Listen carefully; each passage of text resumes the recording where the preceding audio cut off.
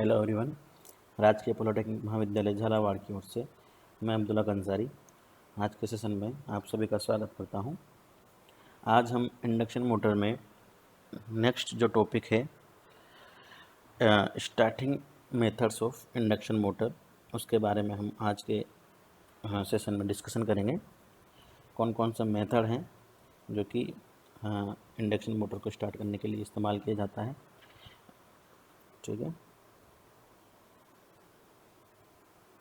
3-phase induction motor is self-starting machine. Then why there is a need of starter for 3-phase induction motor? भाई हम जानते हैं कि जो इंडक्शन मोटर है 3-phase इंडक्शन मोटर वो क्या है, सेल्फ स्टार्टिंग मशीन है। स्टार्टर में हम सप्लाई देंगे, रोटेटिंग मैग्नेटिक फील्ड डेवलप होगा, उसकी वजह से जो रोटर है उसके कंडक्टर को वो कट करेगा and then rotor starts rotating. तो इंडक्शन मोटर जो है उसको रोटेट करने के लिए हमें एक्सटर्नली कुछ रोटर है उसको सप्लाई नहीं देनी पड़ती है। एक सेल्फ स्टार्टेड मोटर होती है 3-phase जो इंडक्शन मोटर होती है वो, लेकिन उसके बावजूद भी हमें इसमें स्टार्टर्स की रिक्वायरमेंट क्यों है, क्या वजह है कि हम जो 3-phase इंडक्शन मोटर है उसको स्टार्ट करने के लिए स्टार्टर का यूज़ करते हैं। ठीक है। If we look at the equivalent circuit of 3-phase induction motor at the time of starting we can see the motor behaves like an electrical transformer with short circuited secondary winding. ठीक है।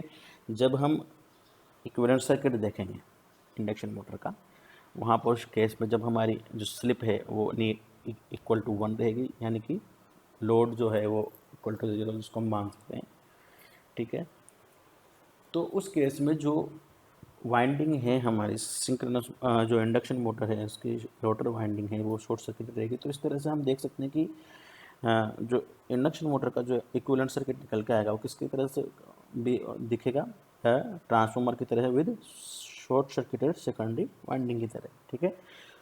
इस वजह से at the time of starting the rotor is stationary and the back EMF due to the rotation is not develop. यहाँ पर जो rotor उसमें induced voltage है वो नहीं डेवलप नहीं होगा। इस वजह से जो मोटर है वो क्या करेगी, यहाँ पर जो करंट है वो हाई करंट ड्रॉ करेगी। ठीक है। क्योंकि सेकेंडरी वाइंडिंग शॉर्ट सर्किटेड है, बैक ईएमएफ या इंड्यूस्ड वोल्टेज रोटर में वो शून्य है।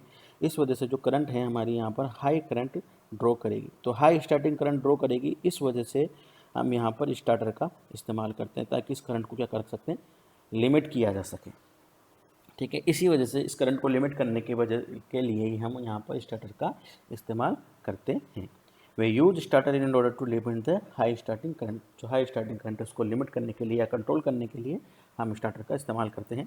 We use different starter for both the type of 3-phase induction motor. हमारे पास दो टाइप की 3-phase इंडक्शन मोटर है, स्क्विरल केज और वोन रोटर। तो दोनों के केस में हम जो स्टार्टर है उनका अलग अलग टाइप के स्टार्टर का इस्तेमाल करते हैं। जो starter squirrel cage induction motor के लिए यूज कर रहे हैं, सेम स्टार्टर को हम वोन रोटर मोटर के लिए भी इस्तेमाल कर सकते हैं। लेकिन जो वोन रोटर मोटर है उसके केस में, या स्लिप रिंग इंडक्शन मोटर जिसे हम बोलते हैं, उसके केस में जो हमारा रोटर है उसके टर्मिनल बाहर रहेंगे, तो इस वजह से उसके लिए एक एक्स्ट्रा जिसको हम रोटर की साइड से कंट्रोल कर सकते हैं स्टार्टर का भी इस्तेमाल किया जा सकता है, जो कि स्क्विरल केज में हम नहीं कर सकते, क्योंकि स्क्विरल केज का जो रोटर सर्किट है वो क्या होगा, क्लोज सर्किट होता है, शॉर्ट सर्किट होता है इंटरनली। ठीक है ना।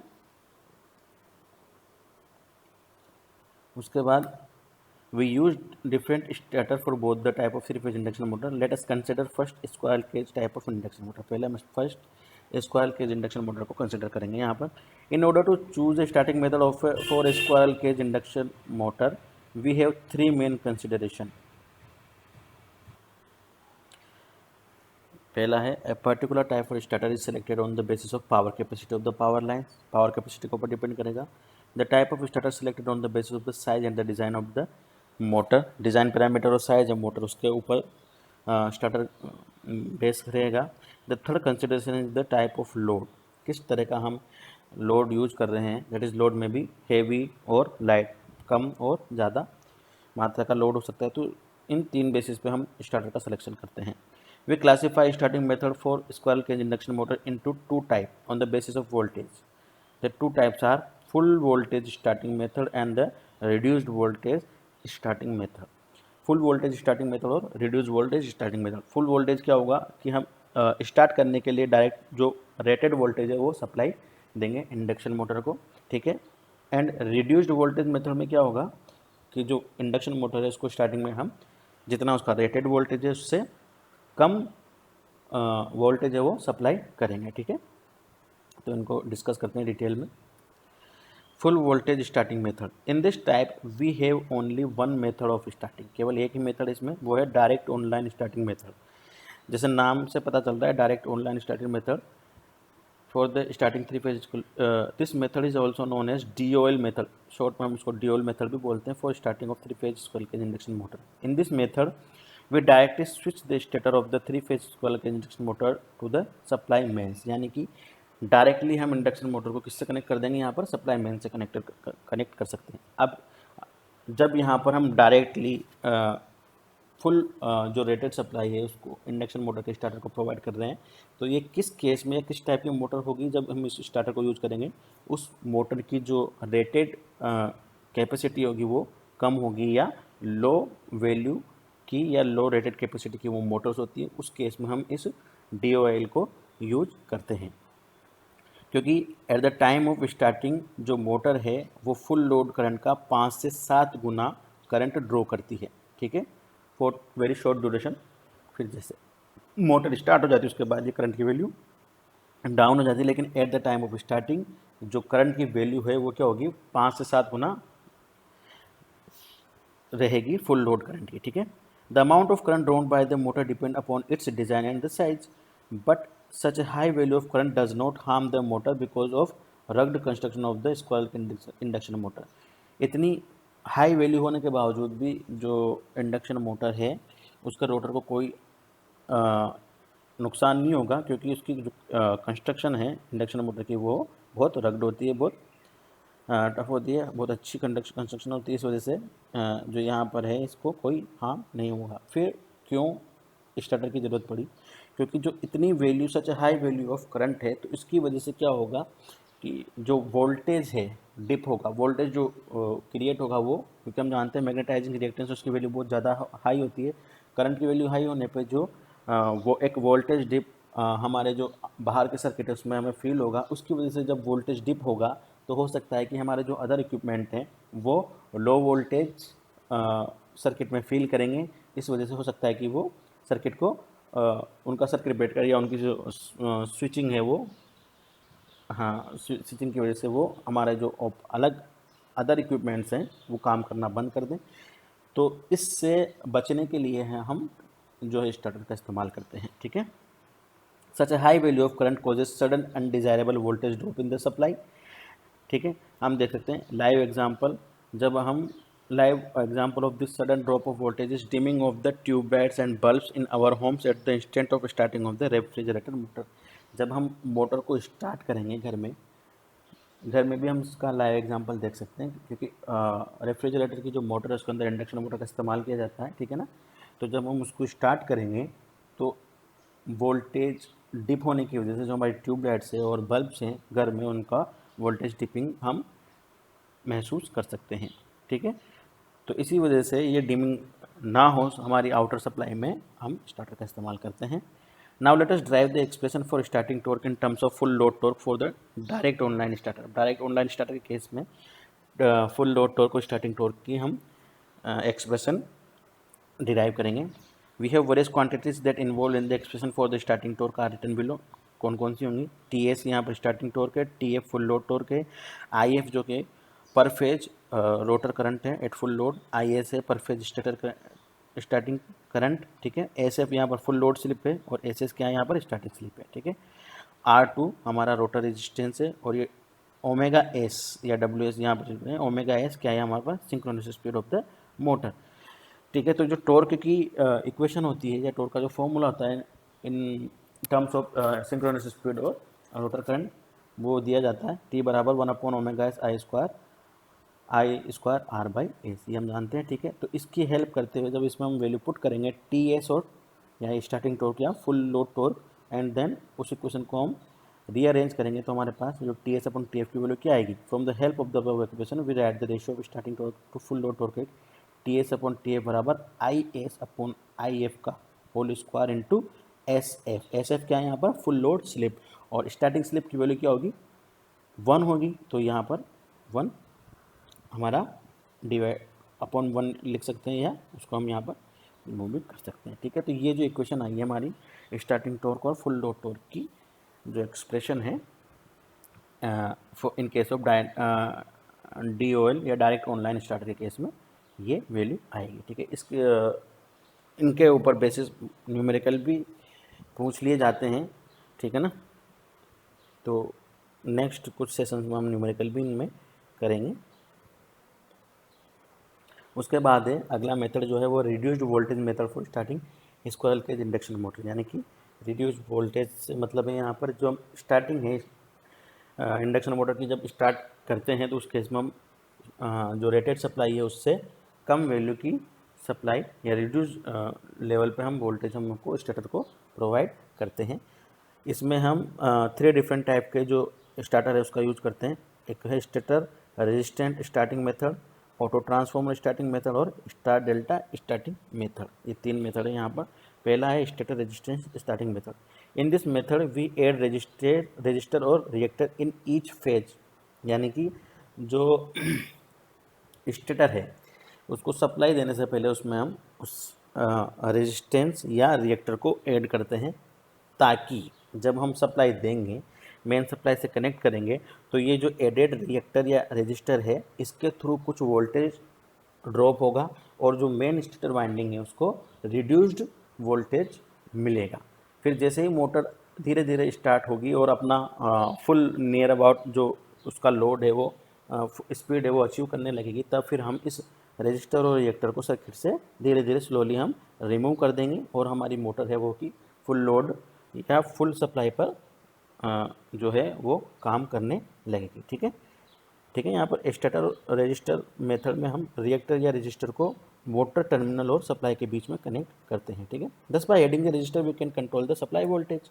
देखिए यहाँ पर ये मोटर के टर्मिनल है, स्टार्टर टर्मिनल, इसमें पहले हम ये रिएक्टर या रेजिस्टेंस है उसको हमने ऐड कर दिया है। ये वेरिएबल नेचर का है, इसको हम रिमूव धीरे धीरे यहाँ पर मैक्सिमम से धीरे धीरे इसको मिनिमम या 0 कर देंगे।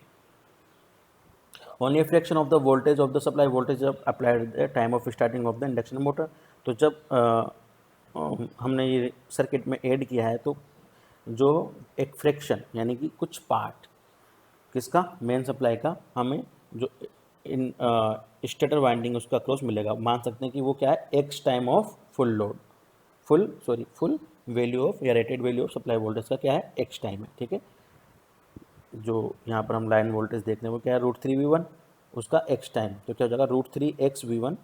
यहाँ पर लाइन वोल्टेज आ रहा है यानी कि हर स्टेटर वाइंडिंग को कितना मिल रहा है XV1, क्योंकि V1 क्या है यहाँ पर फेज वोल्टेज है, फुल लोड फेज वोल्टेज उसका एक्स टाइम यहाँ पर जो है स्टेटर वाइंडिंग को प्रोवाइड कर रहे हैं। ठीक है ना, the value of x always less than 1। ठीक है, x की वैल्यू क्या होगी हमेशा x से कम होगी। Due to the drop in the voltage the starting torque also decreasing. जब वोल्टेज ड्रॉप होगा तो स्टार्टिंग टॉर्क स्टार्टिंग करंट भी क्या होगा कम होगा। ठीक है, अब इसके लिए भी हम सेम जो स्टार्टिंग टॉर्क और जो फुल लोड टॉर्क इसके लिए एक्सप्रेशन डिराइव करेंगे। Again as the motor speed up the reactor और resistor is cut out from the circuit. जैसे जैसे मोटर की स्पीड बढ़ेगी हम रिएक्टर और रजिस्टर जो है उसको कट आउट कर देंगे सर्किट से, और and finally the resistors are short circuited when the motor is operating speed. जब मोटर की अपनी ऑपरेटिंग स्पीड पर पहुंच जाएगी तो इस रिएक्टर को रजिस्टर को हम क्या कर देंगे शॉर्ट कर देंगे, यानी कि जो कि हमने एक्स्ट्रा रजिस्टर और रिएक्टर ऐड किया उसको हम क्या कर देंगे 0 कर देंगे। ठीक है, अब एक्सप्रेशन डिराइव कर देंगे। अगेन सेम वही पैरामीटर है यहाँ पर TS TF IF IS SF SS और R2 और ओमेगा S।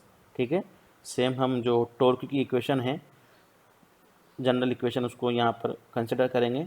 तो जब इसको कंसिडर करेंगे उसके बाद जब हम इक्वेशन लिखेंगे स्टार्टिंग टॉर्क और फुल लोड टॉर्क की, वो आ जाएगी हमारे पास IS/IF का होल स्क्वायर इंटू SF, जो कि क्या है यहाँ पर SF फुल लोड स्लिप है, स्टार्टिंग स्लिप की वैल्यू 1 होगी। तो ये हमारी इक्वेशन यहाँ पर निकल के आएगी। ठीक है, here we have assumed that the rotor resistance is constant and it does not vary with the frequency of the rotor. Rotor का जो रेजिस्टेंस है वो कांस्टेंट होगा और रोटर की फ्रीक्वेंसी के साथ वो वेरी नहीं कर रहा है। From the above equation we can have the expression for the starting torque in terms of the full load torque. ठीक है ना, ये हमें क्वेश्चन मिल गई। Now at the time of starting the per phase voltage is reduce to x V one.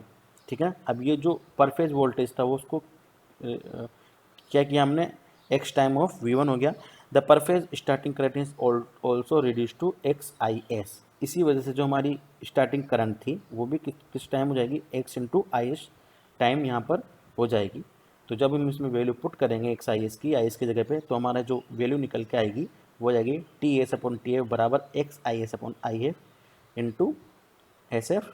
ठीक है, T S upon T S बराबर आई एफ का square into S F into X square. ये X हम बाहर ले लेंगे तो ये एक्स स्क्वायर हो जाएगा। ठीक है, तो देखिए यहाँ पर जो एक्स की वैल्यू ऑलरेडी एक से कम है, यानी कि पॉइंट्स में है 0.5 0.7, जितना भी गुना हम उसको वोल्टेज देंगे 0.7 0.5, तो उसका जब हम स्क्वायर करेंगे तो ये और वैल्यू कम हो जाएगी। तो हम देख सकते हैं कि जो स्टार्टिंग टॉर्क है वो फुल लोड टॉर्क का जो है वो बहुत कम वैल्यू का स्टार्टिंग में स्टार्टर के माध्यम से हम उसको कंट्रोल कर सकते हैं। ठीक है, this shows the variation of the starting torque with the value of x. जैसे जैसे एक्स की वैल्यू बढ़ेगी या घटेगी उस हिसाब से हमारा जो स्टार्टिंग टॉर्क है वो फुल लोड टॉर्क के करस्पॉन्डिंगली उसकी वैल्यू वेरी करेगी।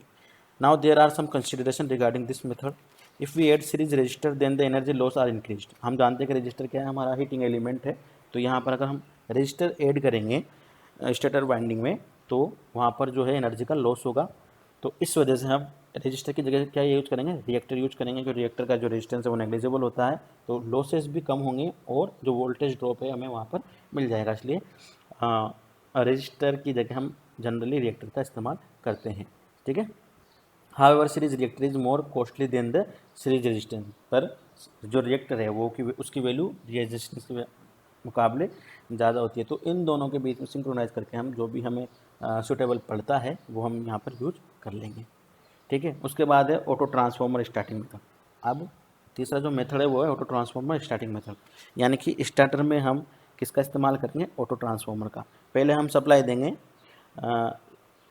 ऑटो ट्रांसफार्मर को, देन ऑटो ट्रांसफार्मर को हम स्टार्टर वाइंडिंग से कनेक्ट करेंगे। ठीक है, इसका सेटअप देख लीजिए आप। यहाँ पे ये सप्लाई है, सप्लाई हमने सबसे पहले किसको दी, ऑटो ट्रांसफार्मर को। ऑटो ट्रांसफार्मर जो 3 फेज ऑटो ट्रांसफार्मर उससे फिर हमने स्टेटर वाइंडिंग को कनेक्ट किया है।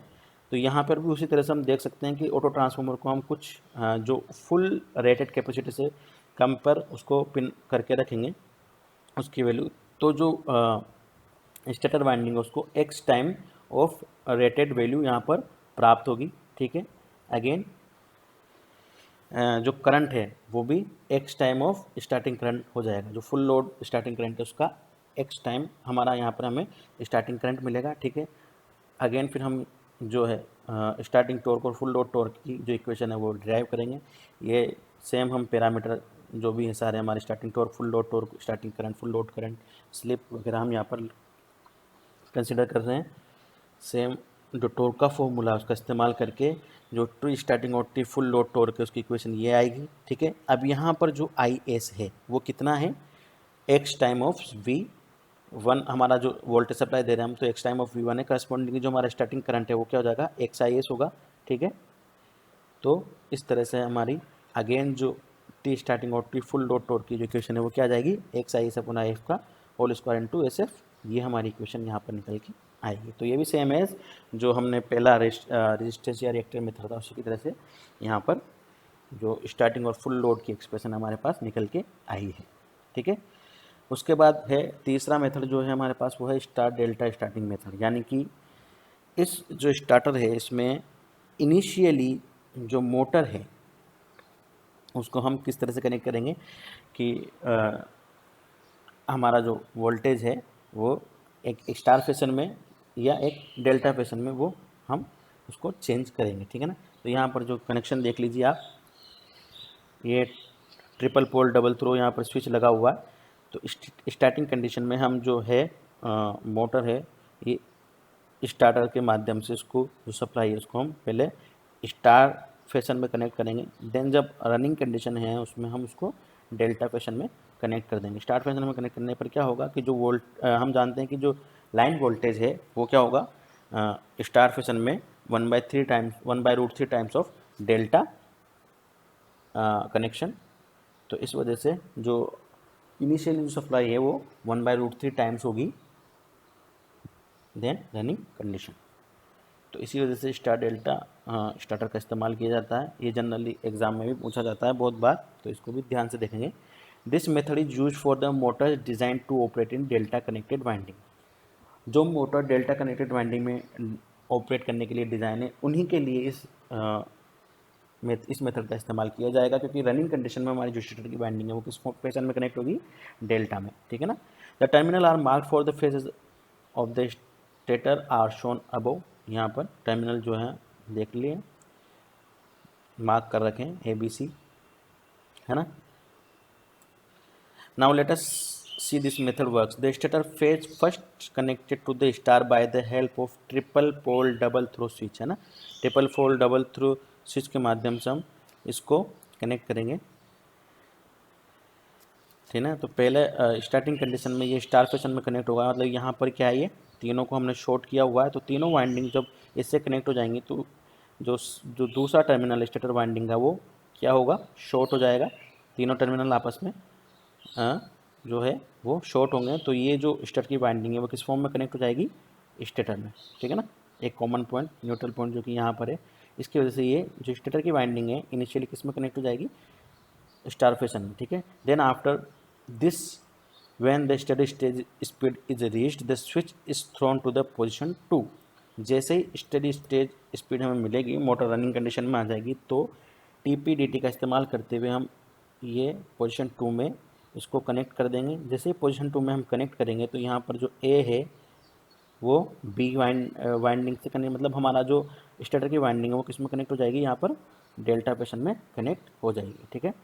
Now let analysis of working of the above circuit. In the first position the terminal of the motor are short circuited, तो वो स्टार फैशन में कनेक्टेड है। In the second position from the diagram the terminal ABC are separately connected to BCA, जो कि delta fashion में होता है। Now let us drive the expression. Again हम एक्सप्रेशन जो है वो ड्रॉ करेंगे स्टार्टिंग और फुल लोड टॉर्क के लिए। सेम पैरामीटर्स हमने यहाँ पर इस्तेमाल किए हैं। टॉर्क का फॉर्मूला यहाँ पर ये यूज करेंगे, तो TS और TF का जो फॉर्मूला निकल के आएगा वो आएगा IS और IF का स्क्वायर इंटू SF, ठीक है। अब चूँकि द लाइन वोल्टेज अगर V1 है, तो जो जब स्टार फैशन में हमने कनेक्ट किया तो उसकी वैल्यू, जो करंट की वैल्यू निकल के आएगी स्टार्टिंग की, हो जाएगी VL/√3 इंटू Z, यहाँ के इम्पोर्टेंस है। When the stator is connected in position second position delta position we have the starting current, जो डेल्टा में करंट की वैल्यू हो जाएगी V1/Z, तो क्या हो जाएगी √3 टाइम ऑफ IS, ठीक है ना। तो जब हम दोनों वैल्यू को IS और IF की वैल्यू को पुट करेंगे तो क्या हो जाएगा, IS की वैल्यू हो जाएगी IS/√3 और ये हो जाएगी √3 टाइम, तो जब ये निकल के बाहर आएगी तो क्या हो जाएगी 1/3, ठीक है ना। फ्रॉम द अबव क्वेश्चन जो हमारा TS/TF है वो हो जाएगा 1/3 ISD/IFD का होल स्क्वायर इंटू SF। तो इस तरह से जो स्टार्टिंग करंट है उसको कंट्रोल किया जा सकता है और इंडक्शन मोटर को इन मेथड्स के द्वारा स्टार्ट किया जाता है, ठीक है ना। This shows that the reduced voltage method has an advantage of reducing the starting current, but also the disadvantage that all this method of reduced voltage causes the objectionable reduction in the starting torque. इन सब की वजह से जो starting torque है उसकी value भी कम हो जाती है, ठीक है ना। उसके बाद जो वोन रोटर मोटर है या स्लिप रिंग इंडक्शन मोटर है, उसमें कौन से स्टार्टर का हम इस्तेमाल करते हैं। जो जितने भी स्क्वायरल के इंडक्शन मोटर के लिए हमने इस्तेमाल किए हैं वो सब का इस्तेमाल हम स्लिप रिंग इंडक्शन मोटर के लिए करेंगे। उसके साथ साथ वी कैन एम्प्लॉय, उसके साथ साथ additional of external resistance in rotor circuit, ये जो मेथड है इसका भी इस्तेमाल हम जो है स्लिप रिंग इंडक्शन मोटर के केस में ही कर सकते हैं, क्योंकि रोटर सर्किट में के जो टर्मिनल बाहर होते हैं वहाँ पर एक्सटर्नली हम यहाँ पर रेजिस्टेंस को कनेक्ट करके करंट को जो है वो लिमिट कर सकते हैं, कंट्रोल कर सकते हैं, ठीक है। We can employ all the methods that we have discussed for starting the squirrel induction motor in order to start the wound rotor motor. जो प्रीवियस हमने मेथड डिस्कस किए हैं वो हम स्लिप इंडक्शन मोटर या वोन रोटर मोटर के case में हम यूज़ कर सकते हैं, ठीक है। उसके अलावा जो चीपेस्ट मेथड है वो है रोटर सर्किट कंट्रोल से, जो कि हम केवल वोन रोटर के केस में यूज़ कर सकते हैं। This will decrease the starting current as the, हम यहाँ पर क्या करेंगे, स्लिप रिंग जो है उससे हमने एक्सटर्नली रेजिस्टेंस कनेक्ट किया हुआ है, या रियोस्टेट जिसे हम बोल सकते हैं, यहाँ पर कनेक्ट कर दिया रोटर के सर्किट में। ये क्या करेगा, जो स्टार्टिंग करंट है उसको डिक्रीज कर देगा, increasing the starting torque also, क्योंकि स्टार्टिंग केस में जो हमारा टॉर्क है वो किसके ऊपर डिपेंड करता है, रोटर के रेजिस्टेंस के डायरेक्टली प्रोपोर्शनल होगा। तो जितना ज़्यादा रोटर का रेजिस्टेंस होगा हमारा स्टार्टिंग टॉर्क उतना हाई होगा। तो ये जो कन्वीनियंट, बहुत ही कन्वीनियंट मेथड है हमारा स्लिप रिंग इंडक्शन मोटर के केस में, स्टार्ट करने के केस में। यहाँ पर हम जो स्टार्टिंग करंट है उसको कंट्रोल करने के साथ साथ ही स्टार्टिंग टॉर्क है उसको भी बढ़ा रहे हैं, और साथ के साथ हमारा जो पावर फैक्टर है वो भी इम्प्रूव होगा। ठीक है ना। तो ये उसका सर्किट डायग्राम आप देखिए।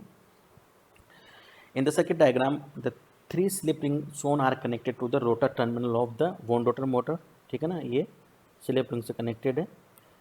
Eight the time of starting of the motor the entire external resistance is added to the circuit. ये पूरा का पूरा हम फुल जो रेजिस्टेंस है वो सर्किट में ऐड कर देंगे स्टार्टिंग केस में। Then the external rotor resistance is decrease in steps as the rotor speeds up. However the motor torque remain maximum during the acceleration period of the motor. Under normal condition when the motor develop the load torque the external resistance is remove. जब हमारी motor full load torque develop कर देगी हम इसको यहाँ पर short कर देंगे। ठीक है ना। तो ये जो है चीपेस्ट मेथड है स्लिप रिंग इंडक्शन मोटर को स्टार्ट करने का, साथ के साथ कन्वीनियंट भी है क्योंकि इसमें जो हाई स्टार्टिंग टॉर्क हम डेवलप कर सकते हैं, साथ के साथ हमारा पावर फैक्टर है वो भी इम्प्रूव होगा। ठीक है। तो ये जो मेथड्स थे इंडक्शन मोटर को, 3 फेज इंडक्शन मोटर को स्टार्ट करने के मेथड्स थे। ठीक है। तो आज के सेशन में बस इतना ही। Thank you.